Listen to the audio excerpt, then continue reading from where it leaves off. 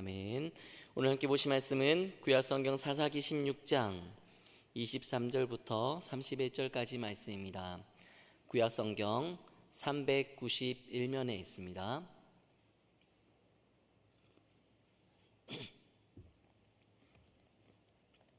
사사기 16장 23절부터 31절까지 말씀 한 절씩 교독하시고 마지막 절 함께 읽도록 하겠습니다. 제가 23절 말씀 먼저 읽겠습니다.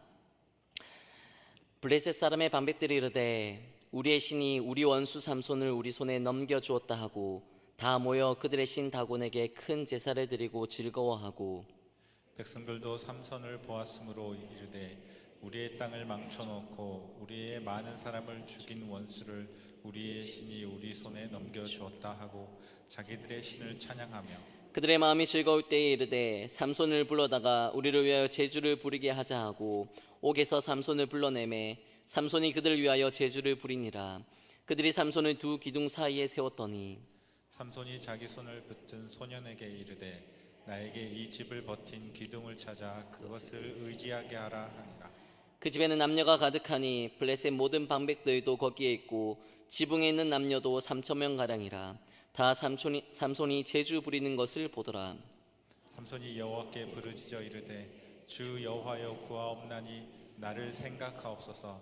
하나님이여 구하옵나니 이번만 나를 강하게 하사 나의 두 눈을 뺀 블레셋 사람에게 원수를 단번에 갚게 하옵소서 하고 삼손이 집을 버틴 두 기둥 가운데 하나는 왼손으로 하나는 오른손으로 껴 의지하고 삼손이 이르되 블레셋 사람과 함께 죽기를 원하노라 하고 힘을 다하여 몸을 굽히매 그 집이 곧 무너져 그 안에 있는 모든 방백들과 온 백성에게 덮이니 삼손이 죽을 때에 죽인 자가 살았을 때에 죽인 자보다 더욱 많았다. 함께합니다.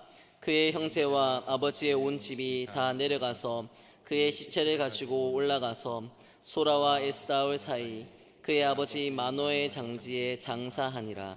삼손이 이스라엘의 사사로 20년 동안 지냈더라. 아멘.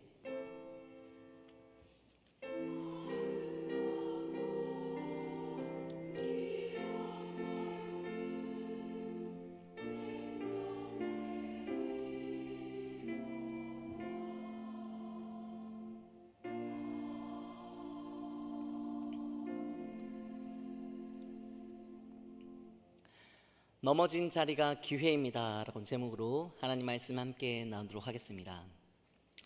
호사유피 인사유명이라고 하는 말이 있습니다. 호랑이는 죽어서 가죽을 남기고 사람은 죽어서 이름을 남긴다, 그런 뜻이죠.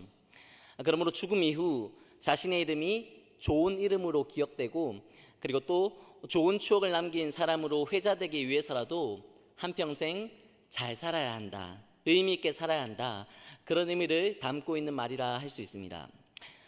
여러분, 이렇게 여러분들 이름이 좋은 이름으로 기억되도록 사람들에게 좋은 일을 추억하게 만드는 사람으로 지금까지 열심히 잘 사셨나요? 자, 그러나 우리 모두가 잘 살아야 하는 것, 신중하게 살아야 하는 것은 사실 좋은 이름을 남기고 좋은 평가를 듣기 위해서가 아닙니다. 우리가 잘 살아야 하는 이유는 우리가 믿는 하나님을 바르게 잘 증거하기 위해서입니다.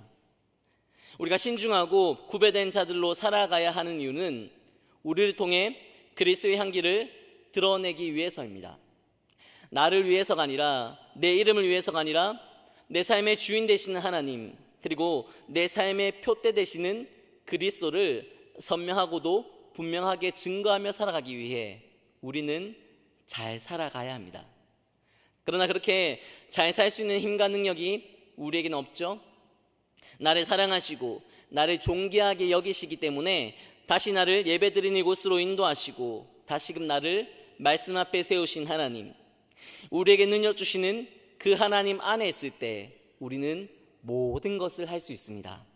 그러므로 우리 삶을 가능하게 하시는 그분 하나님 안에서 세상이 줄 수 없는 힘과 능력으로 무장되어 살아가시고 우리 삶의 유일한 소망이신 예수 그리스도만을 나타내고 증거하심으로 그분의 향기를 드러내는 복되고 존귀한 여러분들의 삶이 되시기를 간절히 축원합니다.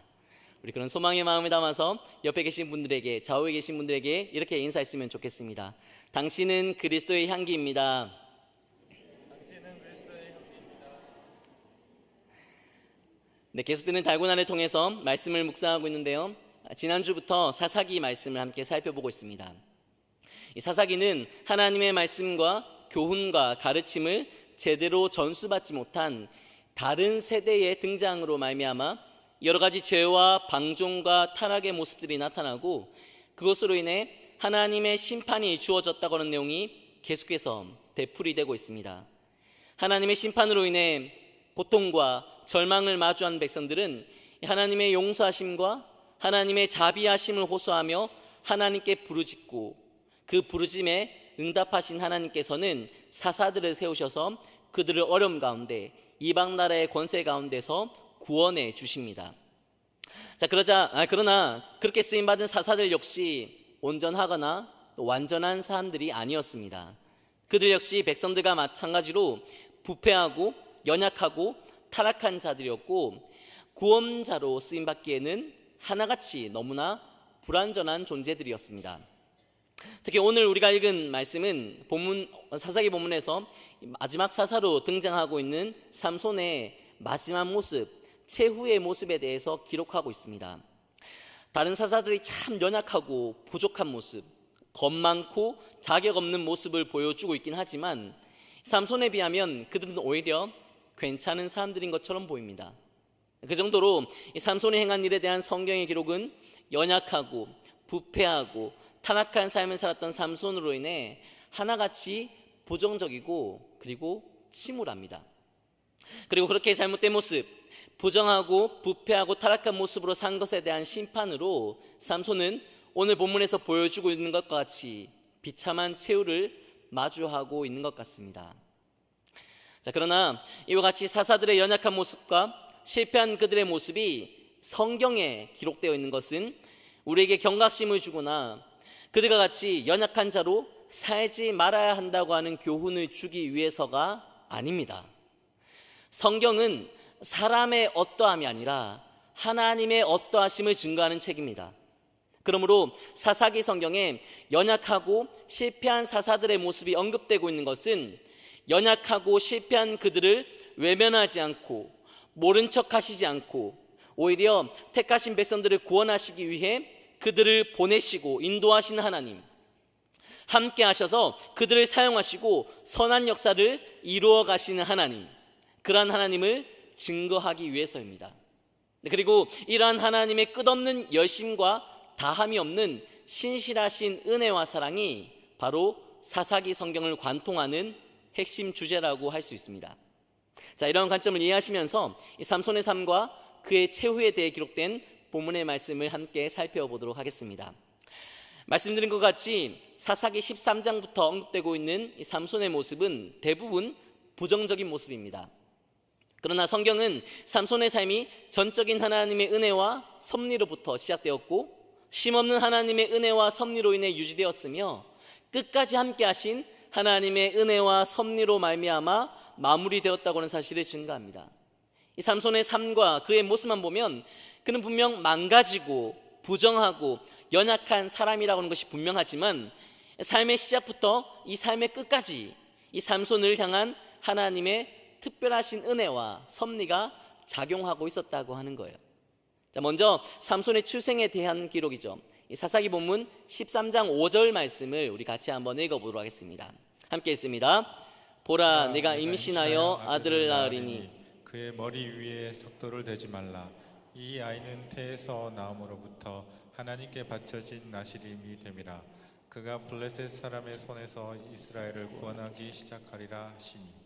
원래 삼손의 어머니는 임신을 할 수 없는, 그래서 출산할 수 없는 불임 여성이었습니다. 그래서 자녀가 없었어요. 근데 어느 날 여호와의 사자가 나타나서 이 여인에게 이제 임신하여서 아들을 낳게 될 것이라고 하는 소식을 전해줍니다. 근데 그뿐만이 아니었죠. 여호와의 사자는 그 아들이 하나님께 바쳐진 나시린이 될 것이라고 하면서 그가 블레셋 사람들의 손에서 이스라엘을 구원해 낼 것이다, 그런 예언까지 합니다. 자, 여기에 삼손에 대한 하나님의 특별하신 은혜와 섭리가 있습니다. 이 삼손이 태어나기도 전에, 존재하기도 전에 하나님께 바쳐진 나시린이 될 것이라고 하는 사실, 그리고 블레셋 사람들의 손에서 이스라엘을 구원할 것이라고 하는 사실이 미리 예언된 것입니다. 이것은 삼손이 어떤 탁월함이나 우월한 행동을 근거로 쓰임받은 것이 아니라 하나님의 특별한 계획하심 안에서 그가 태어났고 하나님의 뜻과 섭리 안에서 그가 쓰임받았다고 하는 것을 의미하는 말씀입니다. 이러한 사실을 보다 확실하게 증거하는 말씀이 본문에 이어지고 있는데요, 우리 본문 13장 24절과 25절 말씀, 우리 두 절 말씀도 함께 읽어보도록 하겠습니다. 함께 읽습니다. 그 여인이 아들을 낳음에 그의 이름을 삼손이라 하니라. 그 아이가 자라매 여호와께서 그에게 복을 주시더니 소라와 에스다올 사이 마하네단에서 여호와의 영이 그를 움직이기 시작하셨더라. 자, 여호와의 사자가 예언한 대로 정말로 불임 여성이었던 이 사람이 아들을 낳고 그 아들의 이름을 삼손이라고 불렀습니다. 그리고 본문에 보시면 여호와께서 삼손에게 복을 주시고 여호와의 영이 이 삼손을 움직이기 시작했다고 합니다. 하나님이 약속을 하시고 약속한 것을 반드시 성취하시는 분입니다. 하나님은 약속에 대한 책임을 우리에게 떠넘기시지 않습니다. 사람이라는 존재가 얼마나 연약한 존재인지, 얼마나 불완전한 존재인지 다 알고 계시기 때문입니다. 사람들에게 주어진 약속은 그 사람이 마주하고 있는 상황이나 환경 따라서 그 의미가 바뀔 수도 있고, 그 사람이 가지고 있는 의지나 역량 따라서 이 약속이 지켜질 수도 있지만 지켜지지 않을 수도 있습니다. 그러나 하나님의 약속은 하나님의 능력으로 이어지고 하나님의 함께 하심으로 보존됩니다. 그리고 하나님께서 정하신 하나님의 때 반드시 성취됩니다. 그 누구도 그 무엇도 언약에 신실하신 하나님을 가로막을 수 없습니다. 삼손이 태어나기도 전에 그가 나시린으로 살게 될 것이라고 말씀하신 하나님은 그에게 복을 주십니다. 그리고 여호와의 영이 이 삼손을 친히 인도하셔서 그로 하여금 나시린으로 사사로 살아갈 수 있도록 인도하십니다. 사사기 15장 20절 말씀 우리 같이 한번 읽어보도록 하겠습니다. 함께 있습니다. 블레셋 사람의 때에 삼손이 이스라엘 사사로 20년 동안 지냈더라. 자, 이와 같이 삼손은 하나님께로부터 태어나기도 전에 어떻게 살아가게 될 것인지, 그리고 해야 할 일이 무엇인지가 미리 예언된 사람이었습니다. 그리고 삼손은 그 예언의 말씀대로 살아가도록 하나님께 인도받았습니다. 그 결과 블레셋의 압제와 공격과 침략 때문에 이스라엘이 고통받고 있는 그때 이 삼손은 이스라엘을 구원하는 사사로서의 구별된 직분을 감당할 수가 있었습니다. 이러한 삼손의 인생은 정말 특별하다고 볼 수 있겠지만 사실 그의 인생은 우리 모두의 인생을 압축해 놓은 것이라 볼 수 있습니다. 삼손의 출생은 하나님의 뜻과 하나님의 섭리로 말미암은 것이었습니다. 우리 역시 부모 세대의 뜻과 계획으로 말미암아 출생한 것이 아니라 우리를 향하신 하나님의 뜻이 있었고 그 뜻이 성취됨으로 말미암아 출생하게 된 자들입니다. 삼손이 하나님께 복을 받았던 것처럼 우리 역시 하나님께 복받은 자들이죠. 우리가 바라기도 전에, 우리가 원하기도 전에 하나님은 먼저 우리에게 다가오셔서 믿음을 심겨주시고 하나님을 아바 아버지라 고백하게 하셨습니다. 또 삼손이 여호와의 영에게 인도받은 것처럼 성령 하나님께서는 우리의 삶 또한 친히 주관하시고 인도하셔서 우리를 예배드리는 자리로, 하나님께서 임재하시는 곳으로 거듭거듭 인도해 주십니다. 삼손이 이스라엘의 사사로 쓰임받았던 것 같이 하나님은 우리 역시 가정으로, 직장으로, 캠퍼스로, 세상으로 보내셔서 빛으로, 소금으로 쓰임받게 하십니다. 이와 같이 우리의 삶이 가능하게 하신 하나님은 매 순간 우리의 삶을 인도하시며 하나님이 정하신 때 하나님의 특별한 도구로 사용하십니다. 이러한 사실은 불투명한 삶을 살아가고 있는 우리에게 큰 위로와 소망을 가져다 줍니다. 성경이 증거하는 이러한 말씀을 굳게 믿고 또 의지하심으로 변치 않는 위로와 소망을 간직하며 살아가시는 여러분들의 삶이 되시기를 간절히 소망합니다. 자, 그런데 하나님으로 말미암아 시작된 이 삼손의 인생과 하나님께 인도받는 그의 삶에 대한 본문의 말씀은 이와 같이 우리에게 위로와 소망을 가져다 주는 말씀이기도 하지만 한편으로는 우리에게 참 걸림이 되는 말씀이기도 합니다. 왜냐하면 이 본문에 등장하고 있는 삼손의 삶이 너무나 많이 망가져 있었기 때문입니다. 본문에 보시면 이 삼손은 한결같이 부정한 모습, 부패하고 타락한 모습을 보여주고 있습니다. 그는 나시린으로서 정결하게 살아야 할 사람이었음에도 불구하고 혈기와 분노를 내세우며 살았고 자신의 정욕과 자기 욕망의 지배를 받으며 살았던 사람이에요. 구별된 사사로서 거룩하고 바르고 의로운 모습으로 살지 못하고 죄짓고 죄에 길들여진 모습으로 살았습니다. 그는 나시린과 사사로서의 의무를 외면한 채 부정한 자로 그리고 불결한 자로 살았습니다. 하나님으로 말미암은 인생이, 하나님께 인도받는 삶이 이럴 수 있습니까? 네, 이럴 수 있습니다. 우리는 그러한 사실, 즉 하나님께 인도받는 자들이 죄짓고 넘어지고 부정한 모습, 실패한 모습으로 살아간다고 하는 것을 다름 아닌 성경을 통해서 확인할 수 있습니다. 사실 사사기 성경에만 이런 자들이 등장하고 있는 것은 아닙니다. 창세기부터 처음부터 끝까지 이와 같이 연약한 자들에 대한 기록이 성경에 넘쳐납니다. 인류의 조상인 아담을 시작으로 노아가 그랬고 아브라함이 그랬습니다. 이삭과 야곱, 요셉 누구 하나 온전하지 못한 자들이었고 모세와 여호수아 그리고 다윗도 예외가 아니었습니다. 솔로몬과 그의 들을 이어 왕이 된 사람들 중에서도 완전한 인생, 완벽한 인생을 살던 사람은 단 한 명도 없었습니다.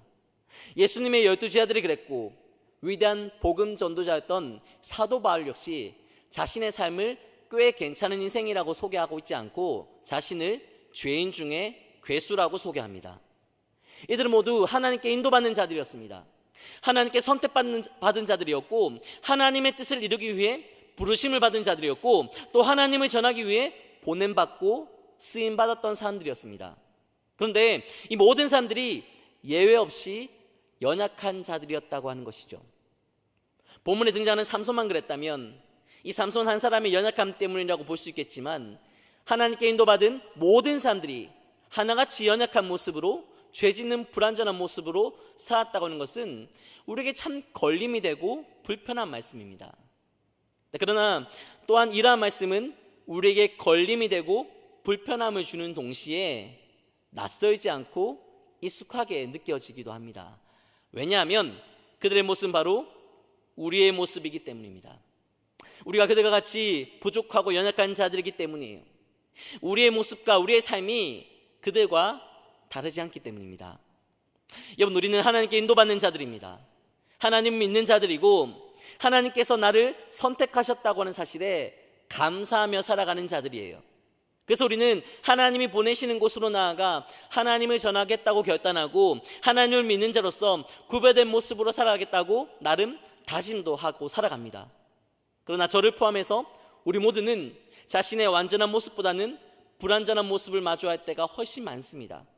뭔가 잘했다고 하는 뿌듯함이나 만족감을 느끼기보다는 성급했던 자신의 모습 때문에 후회하고 부족한 자신의 모습에 절망하고 죄 지은 자신의 모습 때문에 자책하는 것이 우리에게는 더 익숙한 모습입니다. 그러한 모습을 마주하면 마주할수록 혼란스러워집니다. 자신의 믿음에 대한 의심이 생기고 부정할 수 없는 자신의 연약한 모습에 회의감이 찾아옵니다. 이제 나는 어떻게 될 것인지, 나는 어떻게 살아야 할 것인지 막막하기만 합니다. 자, 그렇다면 이 문제를 어떻게 해결해야 할까요? 마음에 걸림이 되고 불편한 이 문제, 도저히 피해갈 수 없는 이 문제를 어떻게 진단하고 그로 인해 발생되는 후회와 절망과 죄책감에서 여러분 우리는 어떻게 벗어날 수 있을까요? 정답은 우리 자신에게 있지 않습니다. 여러분, 우리가 성급했던 자신의 모습 때문에 후회하고 부족한 자신의 모습 때문에 절망하고 죄 지은 자신의 모습 때문에 자책하는 것은 지극히 당연한 결과입니다. 시선을 나 자신에게 두고 내 모습으로 나를 진단하면 누구나 후회하고 누구나 절망하고 누구나 자책하며 살아갈 수밖에 없습니다. 왜 그런가요? 우리는 불완전한 존재이기 때문입니다. 오늘 본문에 등장하는 삼손과 더불어 성경에 등장하는 모든 사람들도 마찬가지예요. 그들 역시 우리와 같이 답이 없는 인생들이고 그들도 우리와 마찬가지로 완전한 존재, 완벽한 존재가 아니기 때문입니다. 그러므로 이 문제를 해결할 수 있는 방법을 연약하고 불완전한 그들에게서 우리 자신에게서 찾으려고 하는 것은 어리석은 시도입니다. 우리가 해야 할 것이 있다면 이러한 사실, 자신이 연약하다고는 사실을 인정하고 자신에 대한 집착을 내려놓는 것입니다. 여러분, 그럴 때 하나님이 보입니다. 그럴 때 하나님을 의지할 수 있고 하나님에게서 정답을 찾을 수 있습니다. 자, 그러나 이와 같이 자신에 대한 집착을 내려놓고 하나님만 바라보고 하나님을 의지하는 것은 우리가 결단한다고 해서 가능한 것이 아니고 우리가 다짐한다고 해서 실천할 수 있는 것도 아닙니다. 언제나 그렇듯이, 늘 그렇듯이 우리를 둘러싼 모든 문제와 갈등과 어려움과 힘겨움을 해결할 수 있는 열쇠는 나에게 있지 않고 우리 주 하나님께 있습니다.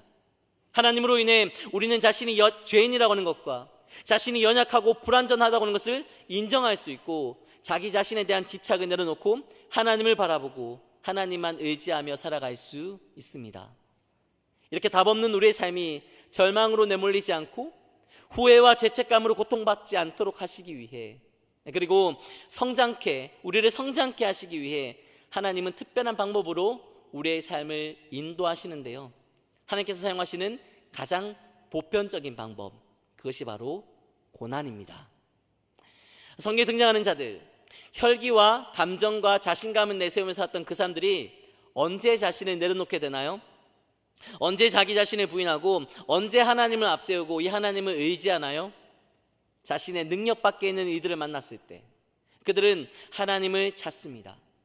고난과 어려움과 시련의 상을 마주할 때 그들은 하나님을 바라보고 하나님을 의지하고 하나님을 간절하게 찾고 붙듭니다.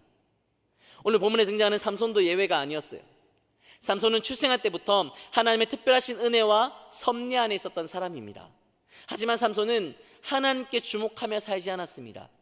자신이 가진 특별한 힘으로 원하는 것을 무엇이든지 얻을 수 있었고 가지고 싶은 것이라면 무엇이든지 손에 넣을 수 있었기 때문입니다. 그래서 삼손은 자신이 가지고 있는 힘을 의지하며 살았고 그 힘을 내세워 자기 정욕대로 자기 욕망대로 살았던 사람이에요. 이러한 삼손의 삶은 블레셋 사람들이 매수한 여인 들릴라에 의해 그의 머리털이 밀리기 직전까지 이어집니다.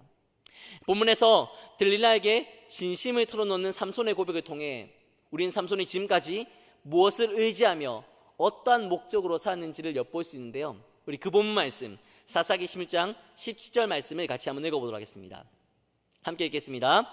삼손이 진심을 드러내어 그에게 이르되 내 머리 위에는 삭도를 대지 아니하였나니 이는 내가 모태에서부터 하나님의 나시린이 되었습니다. 만일 내 머리가 밀리면 내 힘이 내게서 떠나고 나는 약해져서 다른 사람과 같으리라. 삼손은 들릴라에게 자신이 모태에서부터 하나님의 나시린이 되었다고 하는 사실을 털어놓습니다. 여러분, 삼손이 자신에게 주어진 특별한 사명에 대해서 모르고 있었던 게 아니에요.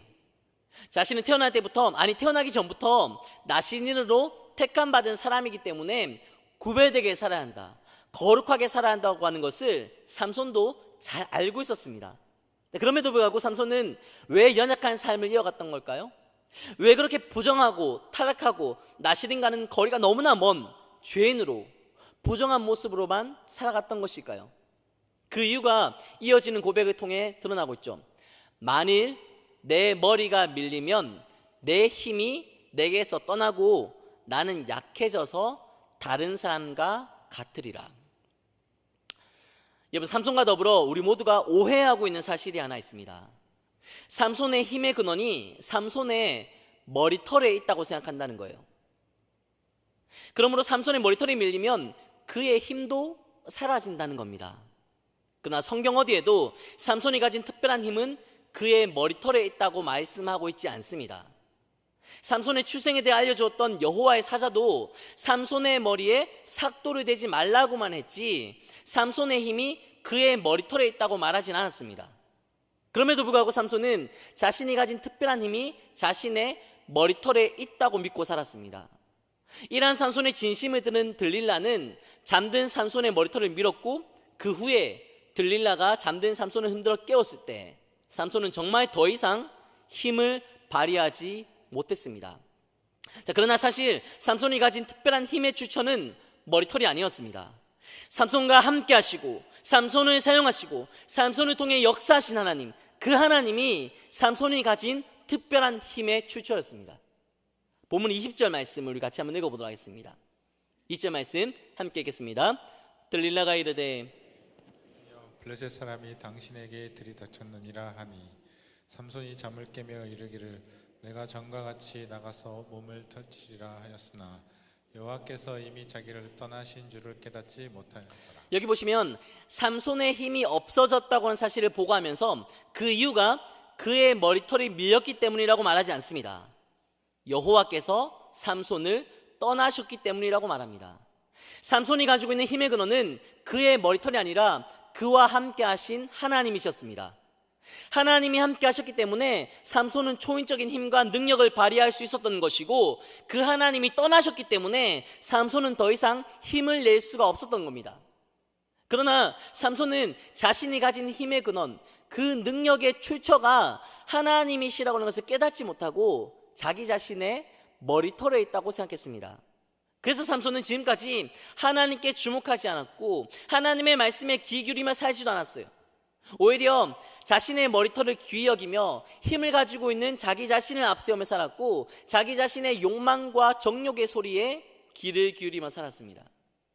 그러나 그 결과는 실패였습니다. 그리고 고난이었죠.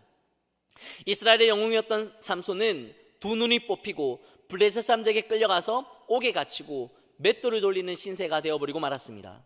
그의 모습은 하나님 없는 인생이 얼마나 무익한 것인지, 그리고 하나님께 버림받은 인생이 얼마나 비참한 것인가를 잘 보여주고 있습니다.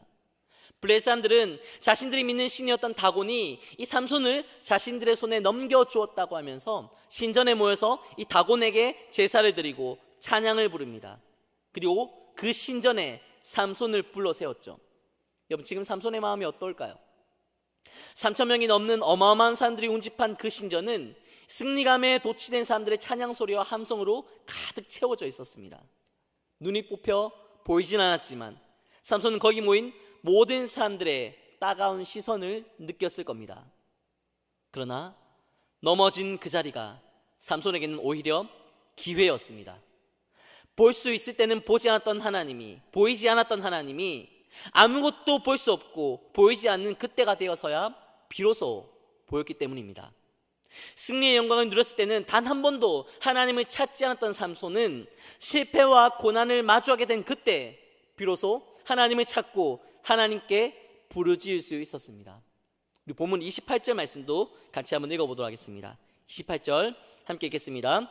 삼손이 여호와께 부르짖으되 주 여호와여 구하옵나니 나를 생각하옵소서. 하나님이여 구하옵나니 이번만 나를 강하게 하사 나의 두 눈을 뺀 블레셋 사람에게 원수를 단번에 갚게 하옵소서 하고.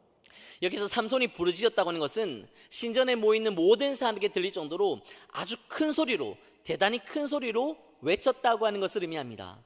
이것은 하나님의 도우심을 바라는 삼손의 간절한 마음이 담겨진 행동이었습니다. 그리고 하나님을 향한 분명한 확신에서 비롯된 부르짖음이었죠. 힘이 있다고 생각했을 때 삼손은 단 한 번도 하나님을 찾지 않았습니다. 자신이 바란 대로 모든 것을 할 수 있었고 실제로 승리를 거둘 수 있었기 때문입니다. 그래서 삼손은 자신을 앞세우고 자신의 욕망에 귀를 기울이며 살았어요. 그러나 힘을 잃고 패배를 경험하게 되었을 때 삼손은 그제야 하나님을 바라봅니다. 그리고 그때 깨닫습니다. 자신이 가진 힘은 사실 자신의 것이 아니었다고 하는 것, 자신이 가진 힘의 원천은 자신에게서 비롯된 것이 아니었다고 하는 것, 모든 것이 하나님의 은혜였고 하나님께서 함께 하신 결과였다고 하는 것을 깨닫게 됩니다. 결국 뼈아픈 실패와 고난을 통해 하나님으로는 모든 것을 할 수 있지만 하나님 없이는 아무것도 할 수 없다고 하는 것을 절감하게 된 삼손은 이제 자신을 향하던 시선을 돌려 하나님께 주목합니다. 그리고 자신의 힘에 대한 집착에서 벗어나 참된 능력이며 참된 소망이신 하나님을 찾고 이 하나님께 간절하게 부르짖습니다.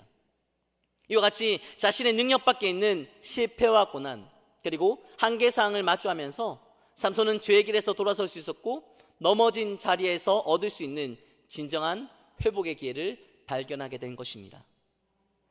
이러한 삼손의 부르짖음에 하나님께서는 응답하십니다. 어떻게 보면 본문에서 하나님을 찾고 부르짖는 이 삼손의 기도가 지극히 자기 중심적이라고 생각될 수 있습니다. 어려운 지금 상황을 극복하기 위한 부르짖음에 불과하고 자신의 원한을 갚기 위한 의도에서 비롯된 이기적인 간구였다고 볼 수 있습니다. 그러나 삼손의 이 기도는 자신의 무능함을 절감한 사람만이 할 수 있는 처절한 외침이었습니다. 자신은 아무것도 할 수 없다는 것을 깨달은 삼손의 정말 진심을 담은 간구였습니다. 자신의 필요를 앞세우는 기도가 아니라 하나님을 앞세워 그분 하나님을 찾고 하나님의 손길을 갈구한 간절한 기도였습니다. 만약 이 기도가 삼손 자신만을 위한 기도였다면, 자신만 생각하고 자신의 명예를 회복하기 위한 기도였다면 삼손은 저 사람들은 다 죽여주시고 자신만은 살려달라고 하면서 여기서 이 고통에서 건져내 달라고 기도했을 겁니다. 그러나 넘어진 그 자리에서 삼손은 하나님을 깊이 만납니다. 그러자 지금 자신이 마주하고 있는 이들은 억울한 이들이 아니라 자신의 죄에 대한 하나님의 진노였다고 하는 것을 깨닫습니다. 그러므로 지금 이 상황은, 이 모든 상황은 회피하고 벗어나야 할 것이 아니라 짊어지고 감당해야 할 상황이라고 하는 것 또한 받아들이게 됩니다. 그러나 삼손은 하나님이 자신을 떠나신 결과 자신에게 이러한 실패의 고통이 찾아왔다고 하는 것을 알았지만 하나님께 자신을 절대로 버리지는 말아달라고 호소하고 있습니다. 무엇을 담보로요? 목숨을 담보로. 다시 말해서 삼손은 지금 목숨을 걸고 하나님을 찾고 목숨을 걸고 하나님께 부르짖으면서 하나님을, 그분의 도우심을 간절하게 호소하고 있는 것입니다. 삼손이 이렇게 목숨을 걸고 하나님을 찾고 부르짖으며 기도하는 것은 삼손이 자신의 생명을 하찮게 여겼기 때문이 아닙니다. 더 이상 살고 싶지 않았기 때문도 아닙니다. 삼손의 이 기도는 자신의 생명이 블레셋 사람들의 손 안에 있는 것이 아니라 하나님께 있다고 하는 것을 깨닫기 때문에 할 수 있었던 믿음의 고백이었습니다. 하나님이 함께 하시지 않으면 살아도 사는 게 아니지만 하나님이 함께 하신다면 죽음도 유익하다고 하는 것을 깨달은 결단의 고백이었습니다. 이러한 삼손의 본심을 아신 하나님은 목숨을 건 그의 기도에 응답해 주십니다. 삼손이 가진 힘의 원천이었던 하나님은 다시금 그의 힘이 되어주셔서 3,000명이 넘는 블레셋 사람들을 순식간에 진멸시키셨습니다. 삼손도 그들과 함께 죽었죠. 그러나 성경은 이러한 삼손의 행동을 실패라고 진단하지 않습니다. 오늘 본문 마지막 절인 본문 31절 말씀 마지막으로 함께 읽어보도록 하겠습니다. 함께 있습니다. 그의 형제와 아버지의 온 집이 다 내려가서 그의 시체를 가지고 올라가서 소라와 에스더 사이 그의 아버지 마노아의 장지에 장사하니라.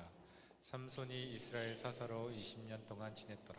이 삼손에 대한 마지막 기록, 성경의 마지막 기록은 이와 같이 삼손이 죽을 때까지 사사로 쓰임받았다고 하는 것을 강조하며, 다시 한번 강조하며 마무리되고 있습니다.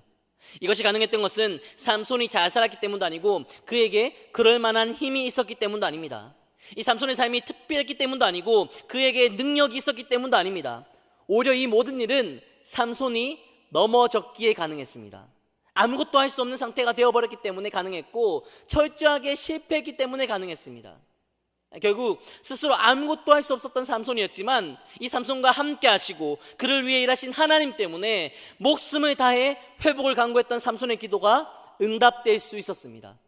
죄가 싫어 죄인과 함께 하실 수 없어 아주 잠시 삼손을 떠나셨지만 그를 택하시고 그를 사용하기로 작정하셨기 때문에 도무지 이 삼손을 버리실 수 없는 하나님의 은혜와 사랑이 삼손으로 하여금 비참한 죽음이 아니라 가장 영광스러운 죽음을 맞이하도록 인도해 주셨던 것입니다. 사랑하는 여러분, 나를 바라보면 나에게 집착하면 우린 넘어질 수밖에 없습니다. 실패할 수밖에 없어요. 그러나 신실하신 은혜와 사랑으로 우리를 인도하시는 하나님은 우리를 절대로 내버려 두지 않으시고 넘어진 그곳에서 실패한 그 자리에서 우리로 하여금 다시 하나님을 바라보게 하십니다. 하나님을 마주하게 하시고 여전히 우리가 하나님의 손 안에서 보호받고 있다는 사실을 발견하고 깨닫게 해 주십니다. 이것이 바로 넘어진 자리에서 경험할 수 있는 은혜이고 이 넘어진 자리에서만 얻을 수 있는 기회인 것입니다. 그러므로 사랑하는 여러분, 혹시 지금 넘어지셨습니까? 실패를 경험하고 계신가요? 아무것도 할 수 없는 무능한 자신과 마주하고 계십니까? 그렇다면 넘어진 그 자리를 절망하고 원망하고 불평하는 장소로 사용하지 마시고 하나님을 깊이 만나시고 하나님의 인도하심을 확신하시고 하나님께 소망이 있다고 하는 사실을 절감하는 기회의 장소로 사용하시기를 바랍니다. 하나님은 우리에게 많은 것을 주시지 않았습니다. 하나님은 우리에게 모든 것을 주셨습니다. 목숨을 바쳐 우리를 살리시고 목숨을 다해 우리에 대한 사랑을 증명하신 하나님은 반드시 우리를 살리시고 반드시 우리를 일으키시고 반드시 우리의 삶을 회복시키시고 반드시 우리 인생을 역전시키셔서 하나님이 우리의 하나님 되신다고 하는 것과 우리 인생을 실수 없이 인도하신다고 하는 사실을 확증해 보이실 것입니다. 여러분들 모두가 그 하나님이 바로 나의 하나님이심을 믿는 자들로서 넘어지고 실패한 그 자리에서 일어나 하나님으로 말미암은 승리를 선포하시고 그 하나님을 위해 목숨도 아깝게 여기지 않는 헌신과 충성의 삶을 이어가시고 결국 하나님으로 말미암은 완전한 승리와 온전한 기쁨과 감사를 누리며 살아가시는 복된 여러분들의 삶이 되시기를 주님의 은혜에 의지하여 간절히 소망합니다. 시간 함께 기도하겠습니다. 하나님 믿는다고 하면서 끊임없이 나의 상황, 내 문제, 내 상황 속에 갇혀서 삼손과 같이 성경 속 인물들과 같이 부족하고 연약한 모습으로 살았던 우리의 부족함을 회개하며 이 시간 기도하시기를 바랍니다. 이 자신 말씀을 통해 하나님으로만 가능한 인생, 하나님 없이는 절대로 성립될 수 없는 인생이라고 하는 것을 깨닫게 해주셨으니 넘어진 자리, 실패한 자리, 내 맘 같지 않은 자리를 기회로 삼아 다시 하나님 앞으로, 다시 말씀 앞으로, 다시 예배 자리로, 다시 회복의 자리로 나아갈 수 있도록 은혜를 달라고 이 시간 우리의 힘과 능력의 원천이신 주님 한 번 부르시고 다 같이 기도하겠습니다. 주여